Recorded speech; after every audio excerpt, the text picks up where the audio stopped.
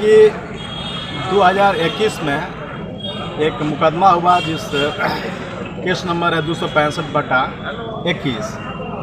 तो ये घटना है विजयपुर के बगल में जजवलिया कोरिया है। कोरिया में दो लोगों के बीच विवाद था।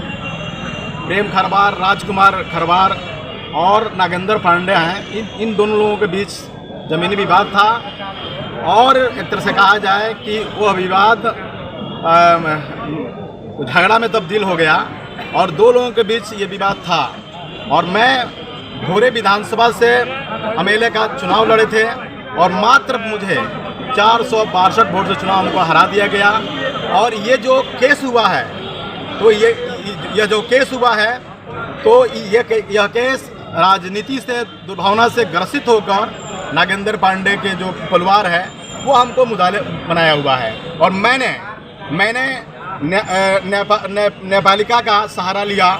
लोअर कोर्ट में मैंने इनिशिएटिव फाइल किया, हाई कोर्ट गए, सुप्रीम कोर्ट गए और आज लोअर कोर्ट में हम सरेंडर करेंगे। और हमको पूर्ण विश्वास है कि हमको न्यायालय से हमको न्याय मिलेगा। और हमारा वकालत कर रहे हैं रामनाथ साहू जी और हमको पूरा उम्मीद है, कानून पर हमको भरोसा है कि हमको न्यायालय में हमको न्याय मिलेगा। नहीं, वो किस दफा का केस है? जैसे कि ये 302 का मुकदमा है, तो ये हम पर फर्जी तरीका से केस किया गया हुआ है। हम एक सामाजिक कार्यकर्ता हैं। भोरे में एक तरह से कहा जाए कि वहाँ के तमाम जो गरीब मजलूमों के जो लोग हैं, उन लोगों के बीच मैं बहुत फेमस हूँ। लोगों के मैंने एक तरह से कहा जाए कि मैंने जनता के बीच में लगातार में रहता हूँ। वहाँ विधानसभा का भी चुनाव लड़े हुए थे और CPIML से मैं चुनाव लड़ा हुआ था। और CPIML से 2020 में मैं चुनाव लड़े थे, महागठबंधन से चुनाव लड़े थे और मात्र 462 वोट से हमको चुनाव हराया गया था। क्या नाम है आपका? मेरा नाम हुआ जितेंद्र पासवान। भाकपा माले का राज्य कमेटी का सदस्य भी हूँ और इंकलाबी नौजवान सभा का प्रदेश अध्यक्ष भी हूँ। राजनीतिक साजिश के तहत फंसाया गया था? जी बिल्कुल। कौन हो सकता है इस साजिश में? अब इसमें वहाँ बहुत सारे लोग हैं जिनको हमारे राजनीति से कई तरह का लोगों का जलन है। और जिन लोगों का जलन है, हमसे जिन लोगों का प्रॉब्लम है, दिक्कत है, वो लोगों ने पूरा भीड़ कर एक तरह से कहा जाए कि वह जो मैटर था, जो वह घटना हुआ था, उसको एकदम एक तरह से कहा जाए कि राजनीति का आंकड़ा बना दिया गया। और उसके तहत मुझे मुकदमा में 2 तारीख की घटना होता है और 3 तारीख को शाम को मेरे नाम पर आवेदन दिया जाता है और प्लानिंग के तहत, साजिश के तहत हमको एक तरह से कहा जाए 302 का मुजरिम बनाया जाता है। तो कितने दिन हो गया आपको मुजरिम बने? आज लगभग हो गया 1 साल 10 महीना हो गया लगभग। उसमें उकसाने का आरोप लगा था आपको? तो ये जो आरोप लगा हुआ है, मैंने तो SP साहब को, DIG साहब को, DGP साहब को, बिहार के जो मुख्यमंत्री हैं उनको मैंने आवेदन दिया और मैंने कहा कि जिस समय कोरिया में 2 लोगों के बीच विवाद हो रहा था, राजकुमार खरवार और नागेंद्र पांडे के बीच में जो विवाद चल रहा था, तो मैंने कहा कि आप हमारा CDR निकालिए।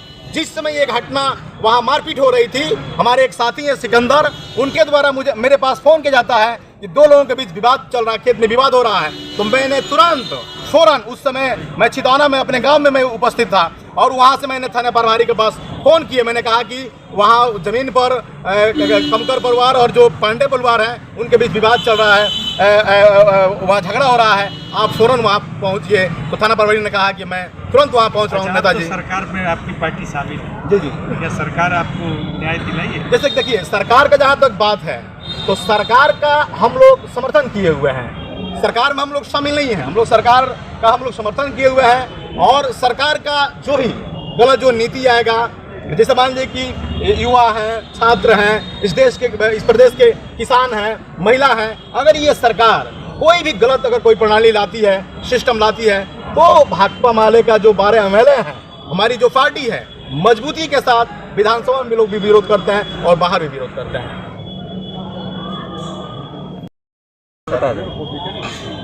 ये जितेंद्र पासवान जो हमारे क्लाइंट हैं, जो कैंडिडेट थे MLA के, और इनकी जो बैकग्राउंड है ये बता रही है कि ये गरीब मजलूम लोगों की मदद करते हैं। और उसी दरमियान 2021 में एक घटना होती है ज़मीन पर, ज़मीनी विवाद लेकर 2 गुट के सामने, जबकि ये चुनाव जो लड़े थे और उसमें एक गुट जो है इनका साथ नहीं दिया था, हुन्नस था उसको, और पॉलिटिकल इनेमीज भी इनके बहुत हो गए थे। उनके इशारे पर एक FIR लॉन्च होता है, नेक्स्ट डे FIR लॉन्च होता है और 302/34, जबकि केस एनकाउंटर केस है, वो केस एनकाउंटर केस है और ज़मीन पर दोनों के बीच में मारपीट हुई है और ये कहीं भी नहीं थे। जो लोकेशन बता रहा है, जो इन्वेस्टिगेशन में ये सारी बातें आई हुई हैं, इस सारी बातों को सुप्रीम कोर्ट में हम लोगों ने प्लेस किया, रखा भी। इस आधार पर सुप्रीम कोर्ट ने स्टे कर दिया, हमारी गिरफ्तारी को स्टे कर दिया। लेकिन अंत में जब देखा कि कुछ डिमांड्स उसके थे, कुछ कागजात थे जो अवेलेबल नहीं थे, उसके बिना पर हमारा जितेंद्र पासवान का बेल रिजेक्ट हो गया।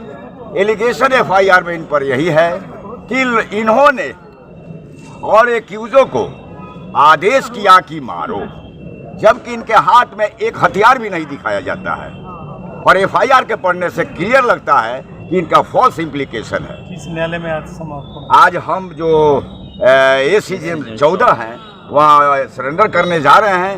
हम लोगों को न्यायालय पर पूरा विश्वास है और हम लोगों को इंसाफ मिलेगा और आज जा रहे हैं इनका सरेंडर करने।